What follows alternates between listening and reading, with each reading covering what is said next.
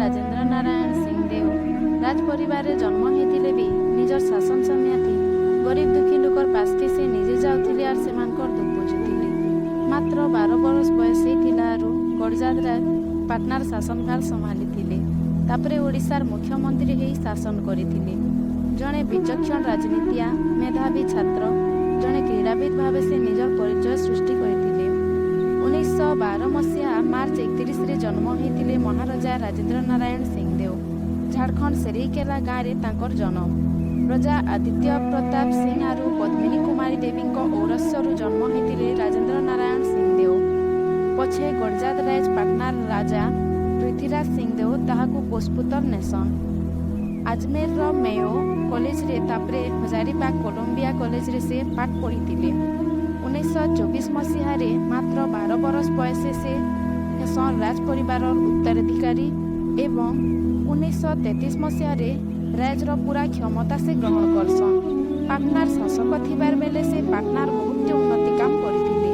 ପାଟନାର ଶିକ୍ଷା ବ୍ୟବସ୍ଥା, ଚାଷ ବ୍ୟବସ୍ଥା, ସାମାଜିକ ବ୍ୟବସ୍ଥା, ସ୍ୱାସ୍ଥ୍ୟ ବ୍ୟବସ୍ଥା ଉପରେ ବହୁତ ସୁଧାର ଆସିଥିଲା। ଟିଟଲାଗଡ଼ ଉଚ୍ଚ ମହାବିଦ୍ୟାଳୟ 1944ରେ ବଲାଙ୍ଗୀର ମହାବିଦ୍ୟାଳୟ ଯେନ୍ଟାକି ପଛେ ରାଜେନ୍ଦ୍ର କଲେଜ ନା ପାଇଛେ ସେ ସବୁ ତାଙ୍କର ପ୍ରଚେଷ୍ଟା ଥିଲା। 1946ରେ ବଲାଙ୍ଗୀରରେ ଶିକ୍ଷକ ତାଲିମ କେନ୍ଦ୍ର କଳାର ଅଭିବୃଦ୍ଧି ଲାଗି କୌଶଳ କଲା ମଣ୍ଡଳ ନାଁର ସଂସ୍ଥା ଗଠନ କରିଥିଲେ। ପାଟନା ଦୀପିକା, ପାଟନା ଷ୍ଟେଟ ଗେଜେଟର ନାଁର 2ଟା ପତ୍ରିକା ସେ ପ୍ରତିଷ୍ଠା କରିଥିଲେ।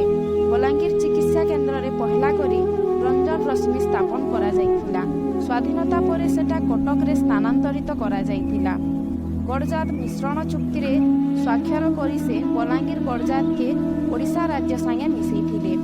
1951 ମସିହାରେ ରାଜା ରାଜେନ୍ଦ୍ର ନାରାୟଣ ସିଂଦେଓ ଗଣତନ୍ତ୍ର ପରିଷଦ ପ୍ରାର୍ଥୀ ଭାବେ ଓଡ଼ିଶାର କଳାହାଣ୍ଡି ବଲାଙ୍ଗୀର ନିର୍ବାଚନ ମଣ୍ଡଳୀରୁ ପହଲା ଲୋକସଭାକେ ନିର୍ବାଚିତ ହୋଇଥିଲେ।